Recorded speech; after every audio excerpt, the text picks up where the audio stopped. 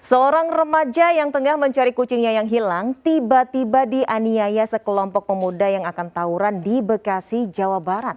Bahkan korban sempat dituduh dan diteriaki maling oleh para pelaku hingga akhirnya dianiaya dengan senjata tajam hingga tewas. Kok tega?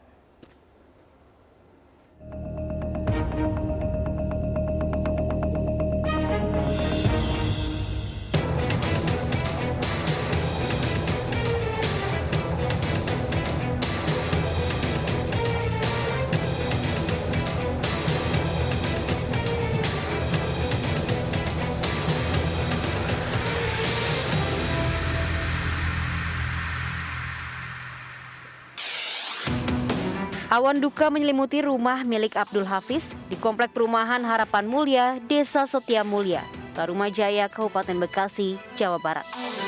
Siapa sangka anak pertamanya Lutfi Erlangga Hafiz, 17 tahun, tewas usai dikeroyok sejumlah pemuda di depan gerbang perumahan tak jauh dari rumah orang tua korban. Sebelum ditemukan tak bernyawa, korban diketahui keluar rumah pada tengah malam untuk mencari kucing miliknya yang kabur. Tiba-tiba, 6 orang mendatangi korban dan menuduhnya akan mencuri besi hingga akhirnya dianiaya. Warga yang menemukan tubuh Lutfi Erlangga Hafiz sudah tak bernyawa, segera mengabari keluarga korban. Tak ada yang pernah menyangka jika korban yang dikenal sebagai anak rumahan dan tidak memiliki musuh ini harus berakhir tragis. Saya lihat di situ kondisi anak saya, mukanya lebam, penuh darah, rambutnya masih basah. Darah berlumuran, bajunya, terus ada luka lecet di dagu, di hidung, dan di pipi. Ya, jadi ya kalau dibilang shock, saya sangat shock karena sore hari sebelum tidur saya masih ketemu anak saya. Berdasarkan keterangan saksi, peristiwa bermula saat korban Lutfi Erlangga Hafiz pergi keluar rumah pukul 00.45 waktu Indonesia Barat untuk mencari kucingnya yang hilang menggunakan sepeda motor. Tiba di portal perumahan Taman Harapan Mulia Regency, korban bertemu sekelompok pemuda yang akan melakukan tawuran. Tanpa basa-basi, para pelaku menuduh korban sebagai maling. Korban membela diri hingga terjadi percekcokan dengan para pelaku. Khawatir jadi korban penganiayaan, korban segera melarikan diri dengan sepeda motornya. Naas, sebuah tebasan senjata tajam mengenai kepala korban. Sambil menahan sakit, Lutfi terus berusaha melarikan diri. Namun akibat terlalu banyak darah, pelariannya hanya sejauh 25 meter saja. Ia pun terjatuh tak berdaya dari sepeda motor. Melihat korban terjatuh, para pelaku langsung menganiaya korban menggunakan senjata tajam dan tangan kosong. Korban tewas di lokasi, sementara para pelaku segera kabur meninggalkan lokasi menggunakan 4 sepeda motor. Polisi yang mendapatkan laporan aksi pengeroyokan yang berujung pada tewasnya Lutfi Erlangga langsung melakukan pencarian terhadap para pelaku. Dari pencarian inilah polisi mengamankan 4 dari 6 pelaku yang kemudian diketahui mereka merupakan anggota dari kelompok yang menamakan dirinya Gangster Brothers Rush yang memang sudah sejak lama meresahkan masyarakat. Tak butuh waktu lama, 4 dari 6 pelaku pengeroyokan Lutfi segera digulung polisi.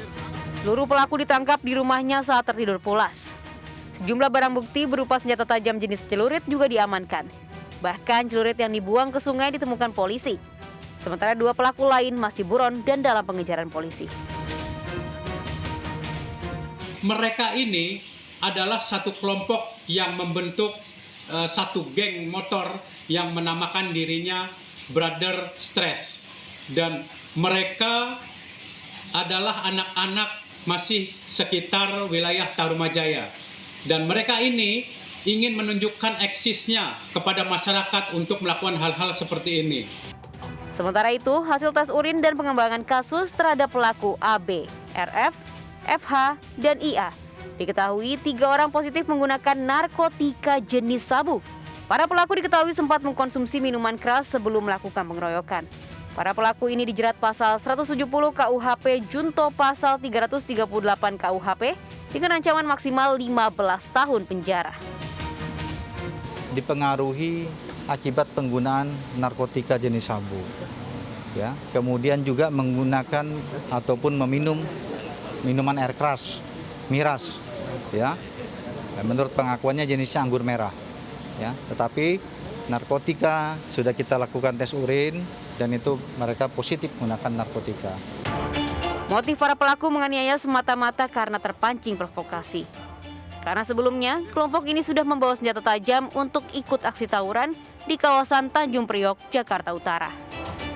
Seringkali narkoba dan juga minuman keras menjadi faktor yang menyebabkan aksi kekerasan terjadi hingga pelaku tega melakukan penganiayaan bahkan hingga pembunuhan terhadap korban. Dan juga tak jarang pula provokasi menjadi hal yang memperparah aksi kekerasan ini. Semoga saja kejadian ini tidak pernah terjadi lagi dimanapun dan kapanpun sehingga tidak ada lagi korban yang berjatuhan. Saya Amanda Dasrul dan tim liputan melaporkan.